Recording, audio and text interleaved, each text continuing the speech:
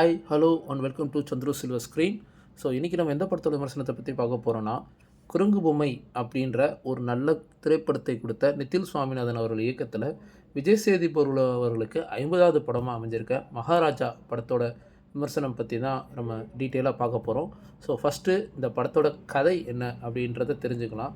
விஜய் சேதுபதி வந்து பார்த்திங்கன்னா சென்னையில் வந்து ஒரு சலூன் கடையில் வேலை பார்க்குற ஸோ அந்த மாதிரி இருக்கும்போது ஒரு எதிர்பாராதமான ஒரு ஆக்சிடெண்ட்டில் அவனோட மனைவி இறந்துடுறாங்க.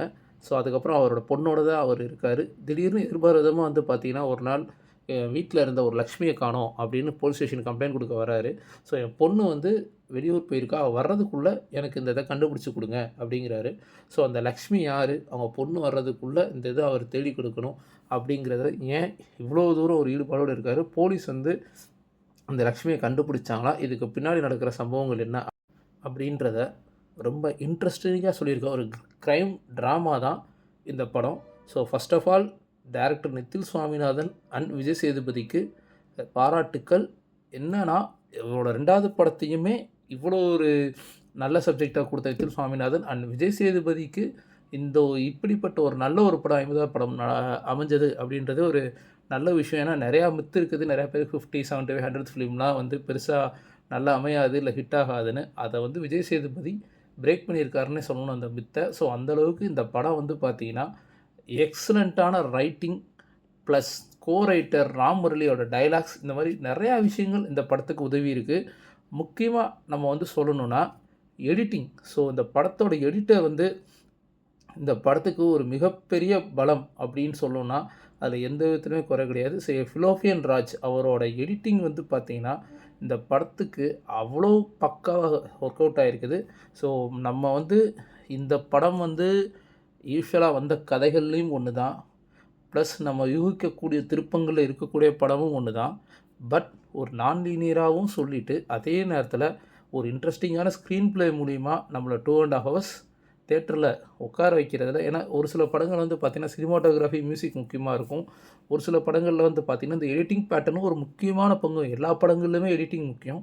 ஒரு சில படங்களில் எடிட்டிங் ரொம்ப ரொம்ப முக்கியமாக இருக்கும். அந்த இதுக்கு இந்த படம் ஒரு மிகப்பெரிய உதாரணம். அந்த இது ஏன் நம்ம ஸ்பெசிஃபிக்காக சொல்கிறோம், நீங்கள் படம் பார்க்கும்போதே தெரியும் ஏன் இந்த படம் வந்து எடிட்டிங் ரொம்ப முக்கியம் அப்படின்றதில். ஸோ அந்த விதத்தில் வந்து ஃபிலோஃபியன் ராஜுக்கு வாழ்த்துக்கள். அதுக்கப்புறம் லோகநாத்தோட மியூசிக்கில் வந்து பார்த்திங்கன்னா பேக்ரவுண்ட் ஸ்கோர் அருமையாக அமைஞ்சிருக்குது. பட் சாங்ஸ் வந்து இது ஆடியோவாக வந்த ஒரு சாங் தாயே தாயே அவ்வளோ அருமையான பாடல். ஆனால் படத்தில் அதை சரியாக யூஸ் பண்ணாமல் விட்டாங்க, ஏன்னு தெரியல. அந்த பாடலை ஈவன் படத்தில் கூட தவிர்த்துருக்கலாம் போல். ஏன்னா அவ்வளோ நல்ல பாடலில் வந்து இது பண்ண. மிச்சபடி லோகநாத்தோட மியூசிக், பிஜிஎம் இந்த படத்துக்கு மிகப்பெரிய பலம். தினேஷ் புருஷோத்தமோட சினிமாட்டோகிராஃபி இந்த படத்துக்கு வந்து ஒரு முக்கிய பங்கு வகிச்சிருக்கு.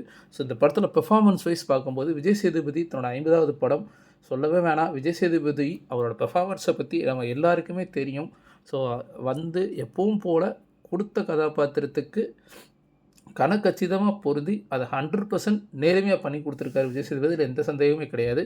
இந்த படத்தில் நமக்கு அடுத்து வந்து ஒரு சர்ப்ரைசிங் கேரக்டராக இருந்த 2 பேரில் ஒருத்தர் வந்து விஜய் சேதுபதி பொண்ணாக வந்த சாசனா.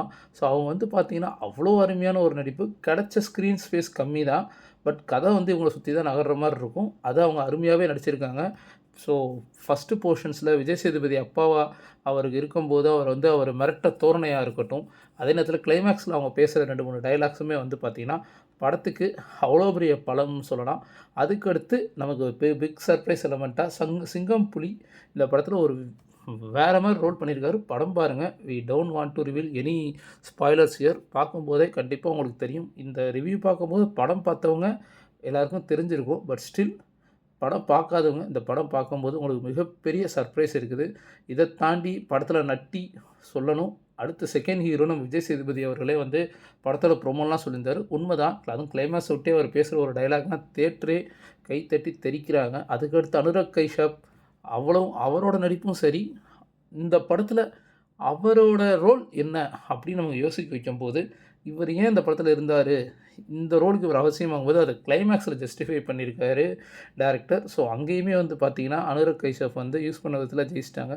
இதை தாண்டி படத்தில் வந்து பார்த்திங்கன்னா முனிஷ்காந்த் அவர் இருக்கார், மம்தா மோகன்தாஸ், அருள்தாஸ், கல்கி, அதுக்கப்புறம் நம்ம காளையன் ஒரு சில கேரக்டர் சின்னதாக ரோல் வந்துட்டு போகிறாரு. ஸோ இந்த மாதிரி வினோத் சாகர், மணிகண்டன் முக்கியமாக சொல்லணும்னா ஒரு சின்ன ரோல், அதையும் அவர் பெர்ஃபெக்டாக பண்ணியிருக்காரு. ஏன்னா ரொம்ப வருஷம் கழித்து சினிமாவில் ரீஎன்ட்ரி. ஸோ இந்த படம் இவருக்கு வந்து ஃப்யூச்சரில் இன்னும் கொஞ்சம் நல்ல சப்ஜெக்டில் தமிழ் சினிமாவில் ரீஎன்ட்ரி கொடுக்கறதுக்கு கண்டிப்பாக ரொம்ப யூஸ்ஃபுல்லாக இருக்கும். இந்த படத்தில் டைரக்டரோட ஸ்மார்ட்னஸ் என்னென்னா, இந்த மாதிரி ஒரு பெக்குலியர் கேரக்டர்ஸ்லாம் வச்சு வந்து பார்த்தீங்கன்னா, ஒரு சில கேரக்டர் இப்போ மம்தா பகவதாஸ் கேரக்டர்லாம் இவர் ரொம்ப சின்ன ரோலில் கூட யாராவது ஒருத்தர் யோசிச்சுருக்கலாம். மனைவிய கேரக்டர் வர திவ்ய பாரதி வந்து கொஞ்ச நேரத்தில் இறந்து போயிடுறாங்க. பட் நம்மளோட சஸ்பென்ஸ் அந்த ட்விஸ்ட்டை வந்து பார்த்தீங்கன்னா, கிளைமேக்ஸ் வரைக்கும் மெயின்டைன் பண்ணணுன்றதில் பாரதி ராஜா சார் கூட ஐயா கூட அந்த படத்தில் இருக்கார். அவரும் ஒரு சின்ன ரோல் தான். அபிராமி சின்ன ஸ்க்ரீன் ஸ்பேஸ் நல்லா பண்ணியிருக்கு. ஸோ இந்த மாதிரி இந்த கதையை வந்து நம்ம என்ஹான்சிங்காக கொண்டு போனதில் உங்களோட பங்கு இருக்குது. ப்ளஸ் டேரக்டரோட ஸ்மார்ட்னஸும் இந்த படத்தில் இருக்குது. ஏன்னா இவ்வளோ கேரக்டர் இருக்கும்போது நமக்கு இதை எங்கே இந்த முடிச்சு அவிழும் அப்படிங்கிறதுல நம்மளை ரொம்பவே யோசிக்க வச்சு அதில் ஜெயிச்சிருக்காரு டேரக்டர். அதான் இந்த படத்தோட மிகப்பெரிய வெற்றின்னு சொல்லணும். இந்த படத்தோட கரு எதை பேஸ் பண்ணியிருக்குன்னா, நம்ம யூஸ்வலாக ஊரில் சொல்கிற மாதிரி தான், முற்பகல் செய்யின் பிற்பகல் விளையும் அப்படின்றது தான். ஸோ ஒரு கஷ்டமோ ஒரு துன்பமோ நம்ம அடுத்தவங்களுக்கு செய்யும்போது ஒரு சிலருக்கு பெருசாக தெரியாது. பட் அந்த வலியும் வேதனையும் தனக்கு வரும்போது தான் தெரியும் அப்படின்ற ஒரு சின்ன ஒரு இதை எடுத்துகிட்டு இதில் இந்த மாதிரி ஒரு கான்செப்டில் கண்டிப்பாக வந்து டேரக்டர் கையாண்ட விதத்தில் வந்து மிகப்பெரிய பாராட்டுக்கள் அவருக்கு. ஸோ கண்டிப்பாக இந்த படம் நீங்கள் தியேட்டரில் போய் பார்க்க வேண்டிய படம். பட் குழந்தைகளுக்கும் தேவையான ஒரு படம் தான். ஆனால் அதீதான வயலன்ஸ் இந்த படத்தில் இருக்கும்போது குழந்தைகளோடு போகிறத ரெக்கமெண்டே கிடையாது. ஏன்னா அந்தளவுக்கு வந்து படம் யூஎஸ் சர்டிஃபிகேட்டாக இருந்தாலுமே அதீத வயலன்ஸ் இருக்குது. ஸோ அதனால் உங்கள் குழந்தையோட பார்க்கலாமா இல்லையா அப்படின்ற டிசிஷனை அவங்களோட விட்டுறேன். ஆனால் கன்ஃபார்மாக ஒரு முறை குடும்பத்தோட கண்டிப்பாக திரையரங்குகளை பார்க்க வேண்டிய ஒரு படம் தான் மகாராஜா. இப்பயும் தியேட்டரில் சக்ஸஸ்ஃபுல்லாக ஓடிட்டுருக்கு. 2 வாரமும் தாண்டி. பார்க்காதவங்க கண்டிப்பாக போய் தியேட்டரில் பாருங்கள். பார்த்துட்டு உங்களோட கமெண்ட்ஸையும் கீழே கமெண்ட் செக்ஷனில் கூட சொல்லுங்கள். ஸோ தொடர்ந்து இது போன்ற ரிவ்யூ அண்ட் சினிமா அப்டேட்ஸ்க்கு நம்ம சேனல் சந்துரு சில்வர் ஸ்க்ரீனுக்கு தொடர்ந்து உங்கள் சப்போர்ட் கொடுங்க. அதுக்கு நீங்கள் சப்ஸ்கிரைப் பண்ணி சப்போர்ட் கொடுத்தீங்கன்னா ரொம்ப நல்ல விஷயம். ஸோ தொடர்ந்து உங்கள் சப்ஸ்கிரிப்ஷனும் ப்ளஸ் உங்களோட சப்போர்ட்டையும் எதிர்பார்க்குறோம். மீண்டும் அடுத்த விமர்சனத்தில் சந்திப்போம். நன்றி, வணக்கம்.